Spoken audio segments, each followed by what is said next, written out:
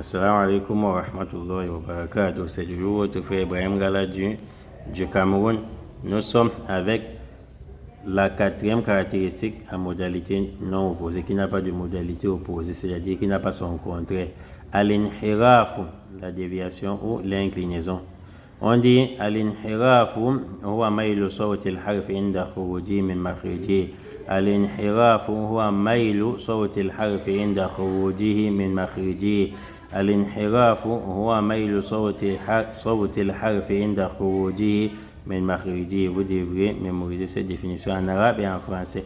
La déviation, c'est-à-dire ou l'inclinaison, c'est l'inclinaison du son de la lettre lorsqu'il sort de son point d'articulation ou de sa sortie. L'inhiraf, c'est incliner le son de la lettre lorsque cette lettre sort ou provient de sa sortie. On dit, elle concerne uniquement les deux lettres, lamun et ra'un.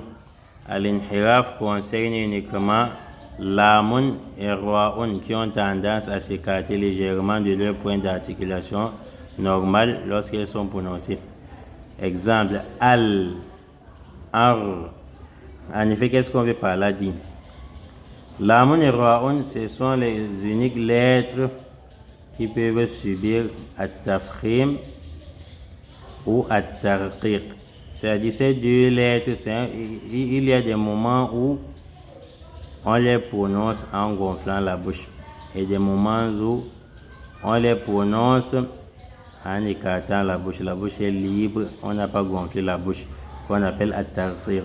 On peut appliquer en même temps le tafkhim ou le tarqiq. Ici, vous allez voir dans le tajwid de un chapitre concernant ra et un autre chapitre concernant lam, comment on peut dévier, incliner, tordre la langue lors de la prononciation de l'une de ces lettres.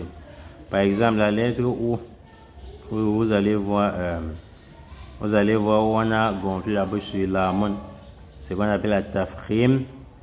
C'est Qul huwa Allahu ahad. On dit Allah, on ne dit pas Allah là. Ici on dit Al, mais là-bas on dit Allah, Allahu samad, Allahu samad. À un moment donné, on va pratiquer l'amincissement de la bouche. Par exemple, Lillahi, on ne dit plus Lillahi. Lillahi mulku samawati wal ard. En ce qui concerne le roi, on va appliquer le tafkhim, c'est-à-dire gonfler la bouche à quel moment, soulever le fond de la langue vers le palais supérieur à quel moment. Alhamdulillahi rabbil. On ne dit pas rabbi, ce n'est pas ra. Alhamdulillahi rabbil alamin. من رب العالمين. الحمد لله رب العالمين. On gonfle un peu avec la bouche. Ar-Rahman ar-Rahim. Ar-Rahman ar-Rahim.